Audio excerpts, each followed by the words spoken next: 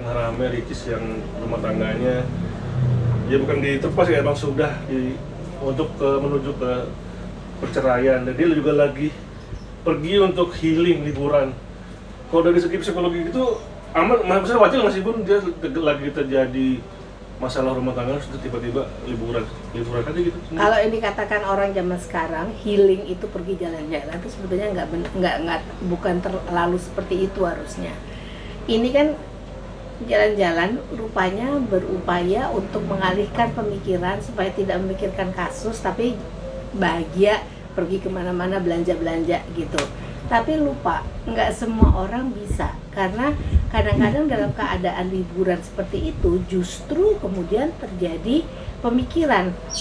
Jadi artinya nggak healing juga, dia mengalami pemikiran tentang masalah yang ada. Sebetulnya nggak usah terlalu jauh-jauh, nggak usah jalan keluar kota, nggak usah apa. Kalau kita mau menenangkan pikiran adalah melakukan introspeksi, lalu kemudian mencari orang yang bisa membantu untuk mengarahkan kita, meminta orang untuk berdiskusi tentang masalah ini, itu yang bisa sebetulnya seperti itu.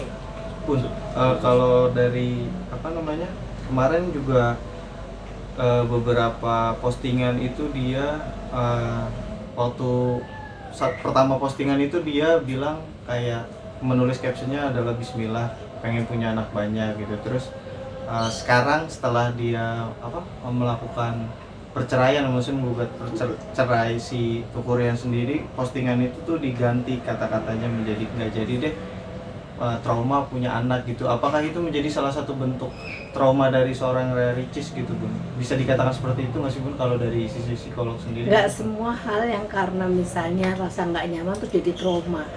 Jauh loh itu trauma. Kalau nggak nyaman ya nggak nyaman aja, nggak usah sampai ke trauma gitu.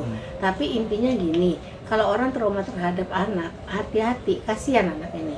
Pada satu titik anak itu bisa kemudian men-trace kembali apa yang sudah ditulis oleh ayah atau bundanya, itu akan kemudian dia ingat bahwa kehadiran dia membuat trauma. Pertanyaan saya, apa kalau betul trauma atau tidak? Kalau trauma misalnya karena pada waktu melahirkan mengalami kesulitan dalam melahirkan, atau pada waktu melahirkan kemudian merasa bahwa kayaknya dia tidak bisa merawat anak, ada baby blues dan sebagainya, mungkin bisa namanya trauma pada anak ya. Tetapi kalau misalnya tidak, hanya ada punya masalah terhadap pasangan, belum tentu menunjukkan trauma kepada anaknya. Nggak ada bridgingnya tuh, terlalu loncat kalau menurut saya.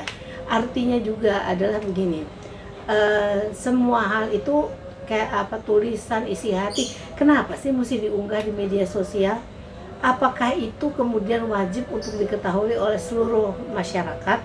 Atau sebaiknya kalau ada merasa gak nyaman, tidak enak, dia perlu mencurahkan isi hatinya, cari orang yang tepat untuk bisa kemudian mengolah itu dengan cara berdiskusi. Misalnya pergi kepada ustazah tertentu atau pergi ke pakar tertentu, ke psikolog, psikiater kah, untuk kemudian melihat cara berpikir yang baik itu seperti apa. Hidup di dalam situasi di mana kita itu nggak selalu bisa apa adanya, itu nanti lama-lama kita capek.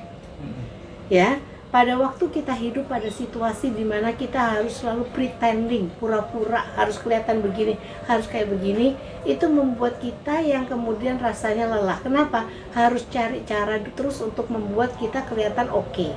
Ya, dan kalau menurut saya pada waktu kita seseorang manusia itu kan nggak pernah sempurna, punya masalah dan sebagainya. Nggak ada masalah dia kalau untuk kemudian merasa aduh saya nggak nyaman nih, saya lagi nggak enak ini. Jadi nggak usah selalu bikin sesuatu yang perlu untuk kemudian dikasihani oleh seluruh orang. Cukup untuk dia dan orang yang dia anggap cukup bisa untuk kemudian menjadi teman bicara atau kepada pasangannya. Saya selalu mengatakan gak akan selesai masalah kalau diunggah ke media sosial. Yang paling penting Anda punya kemampuan untuk berkomunikasi yang baik dengan pasangan. Lalu kalau komunikasi itu nggak ada, harus ada apa? Harus ada cari jalan keluar. Gimana caranya untuk bisa tetap ada komunikasi? Tidak berbicara, kabur dari rumah, atau apapun bentuknya, itu tidak menyelesaikan masalah. Oke Bun, mungkin jika memang ada sedikit aja ya, Oh, makasih. jika memang trauma gitu, padahal kan pernikahan mereka letaknya kan karena sikap sang suami, mungkin bisa dikatakan seperti itu, bukan karena anak.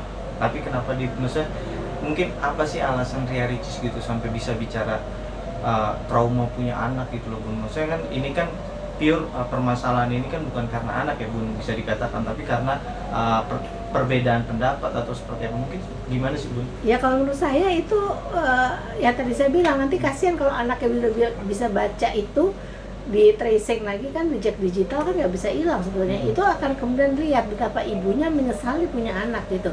Kalau misalnya merasa punya masalah dengan pasangan, ya iya dengan pasangan aja masalahnya, bukan dikatakan trauma terhadap memiliki anak gitu.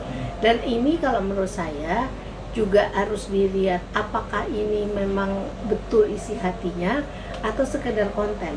Karena banyak sekali orang yang sekarang saya lihat untuk membuat konten itu, dia mencari simpati, mencari orang untuk bisa kemudian merasakan kepedihannya dan sebagainya.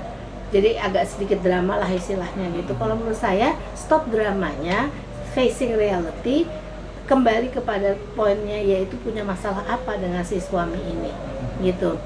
Nggak bisa di dalam satu rumah tangga semua maunya kita, tapi maunya si orang ibu atau si orang ayah, tapi keduanya harus saling berimbang. Istri harus memberikan apa yang dibutuhkan suami harus memberikan apa yang dibutuhkan istri. Kalau itu nggak ada, satu, apapun tidak pernah diomongin.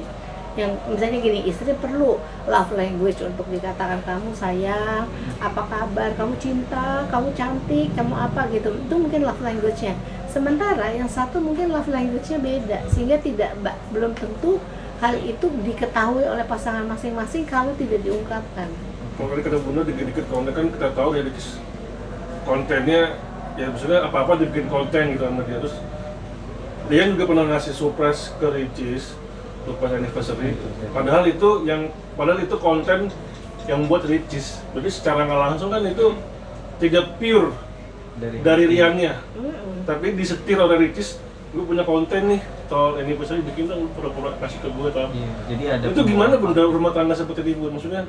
Ya itu pretending, nggak bisa jadi apa adanya. Lama-lama kan capek, lalu bikin kreativitas yang ini, jadi kreativitasnya menurut saya makin nggak bagus, makin norak. Mohon maaf. Kenapa? Karena mungkin tidak perlu untuk mencapai sampai seperti itu orang. Berpikir out of the box. Orang yang kreatif itu biasanya berpikir out of the box. Dia mampu memiliki sikap kreatif itu untuk membuat sesuatu yang hebat dan heboh. Tetapi bukan selalu kemudian menjadi sesuatu yang bisa membuat orang lain sakit hatinya atau apa. Dan kalau ini kan sebetulnya mungkin tidak ada ketulusannya karena disetting. Semua yang settingan kalau menurut saya belum tentu bagus gitu. Dampaknya juga belum tentu oke, karena juga reaksinya tidak spontan dan sebagainya. Mungkin yang satu punya sikap atau kepribadian di mana tidak perlu untuk seperti kayak itu kalau mau memberikan surprise atau apa, cukup berdua. Sementara yang satu untuk bikin surprise tuh harus seluruh dunia tahu. Jadi akibatnya nggak ketemu di tengah jalan. Untuk bisa sampai seperti seluruh dunia tahu, dibuatkanlah untuk yang satunya. Tapi kan belum tentu nyaman bagi yang satunya. Gitu. Dan jadi kalau menurut saya rumah tangga itu supaya nyaman kedua belah pihak, dua-duanya harus betul-betul memberikan informasi apa yang saya mau dalam kehidupan rumah tangga ini, dan yang satunya juga. Lalu dicari titik tengahnya, kalau nggak akan ketemu. Gitu. Berarti bisa dibilang kedua Ricis sama Tengku Rian kan secara perkenalannya singkat juga, berarti belum terlalu mengetahui satu sama lain untuk. Nih ya, marriage is just like a package, seperti bungkusan. Setiap kali dibuka bungkusannya ada surprise, ada sesuatu yang baru. Umur sekian si laki jadi kayak begini, si perempuan jadi kayak gini. Kok dia jadi kayak gitu ya? Oh, umur sekian kok jadi kayak gini, padahal dulu enggak. Selalu ada surprise di dalam kehidupan keluarga. Kenapa? Manusia itu berubah. Dulu itu waktu kuliah misalnya sama-sama masih tidak dalam tanda kutip belum mapan, belum apa. Begitu satunya lebih mapan, punya karir dan sebagainya, yang satu mungkin beda lain. Dan itu akan berdampak, itu pasti. Contoh segampangnya seperti itu. Maka setiap kali kita di dalam kehidupan perkawinan, tiap tahun dilewati itu pasti akan ada surprise di dalam kehidupan itu.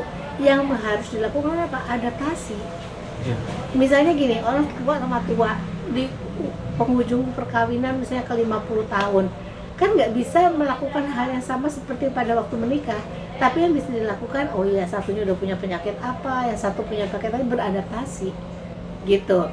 Jadi pertanyaannya, mau nggak beradaptasi? Saling. Kalau satu merasa tidak perlu gue, lu yang mesti adaptasi, susah. Tapi kalau misalnya kita saling, kayak kata-kata it needs to person to tango, perlu dua orang untuk menari tango supaya kakinya nggak belibet, itu artinya dua-duanya harus bergerak, dua-duanya harus berupaya gitu. Untuk nikah muda berarti pengaruh, Bu? Apa? Umur nikah muda berarti pengaruh? Enggak, bisa juga ada penikah muda yang bisa oke, tergantung pada pribadi masing-masing.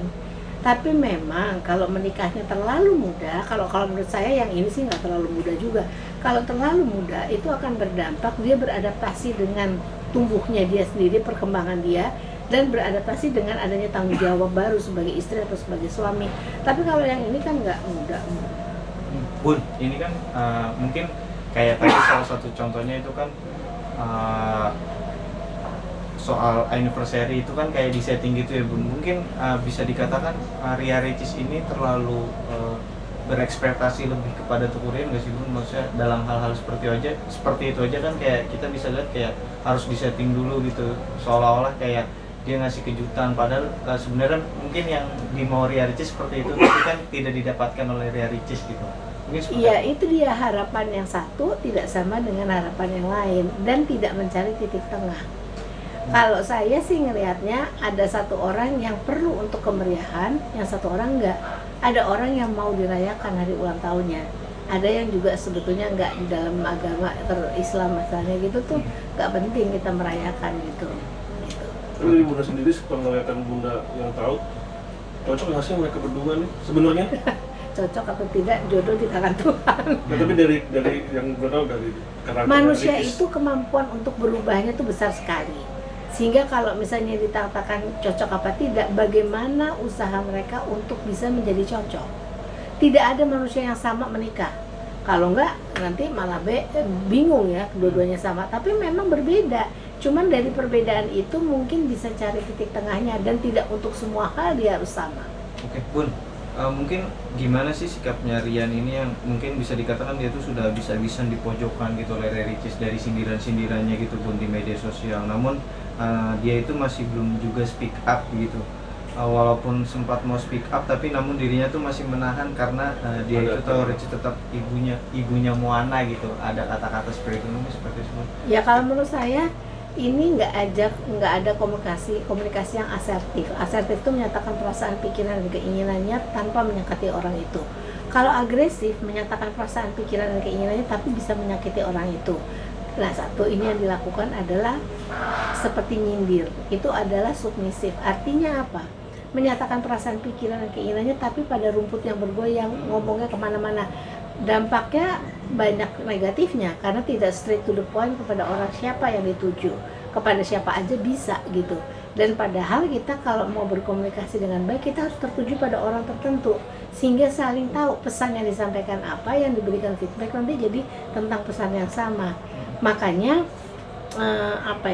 kalau nggak pernah ada pertemuan bicara dari hati ke hati, mencoba menyelesaikan. Dan juga kalau mau menyelesaikan tuh harus ada niatan dari kedua belah pihak, tadi saya bilang. Nggak bisa salah satu saja. kalau lepas cincin, apakah udah pasti mau bercerai? Belum tentu. Mau ke kamar mandi mungkin. Nggak, kalau di tempat umum, yang awalnya dia pakai, tiba-tiba di tempat umum dia nggak pakai. Apakah Ya satu nggak tanda apa-apa. Kalau menurut saya cincin itu hanya simbol, dan di dalam ketentuannya belum tentu itu menandakan bahwa artinya dia mau cerai gitu. Tapi bahwa kalau dia merasa ada masalah, dia nggak mau menurutin, bisa aja. Tapi bisa juga karena ada dia memotong kue tart, takut belepotan, cincinnya dia lepas. Jadi sebetulnya nggak selalu pasti lepas cincin itu pasti ada kemungkinan akan bercerai. Kalau Ria juga pernah, dia kalau nggak salah dia punya seminggu sama Ria Ricis, seminggu sama Tengku Rian anaknya. Itu padahal dia belum bercerai, tapi udah melakukan hal itu gimana Bu? Salah satu tandanya emang udah tidak ada kecocokan. Oh. Mungkin. Nah, gini, anak itu harus jadi priority.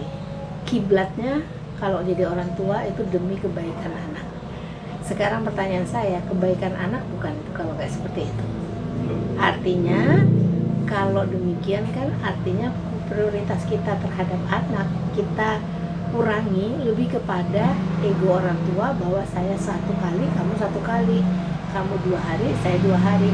Nanti di persidangan saya berharap tidak ada ketok palu yang mengatakan ini hak asuh pada yang ini, sehingga yang satunya akan punya kesulitan untuk berhubungan dengan anaknya.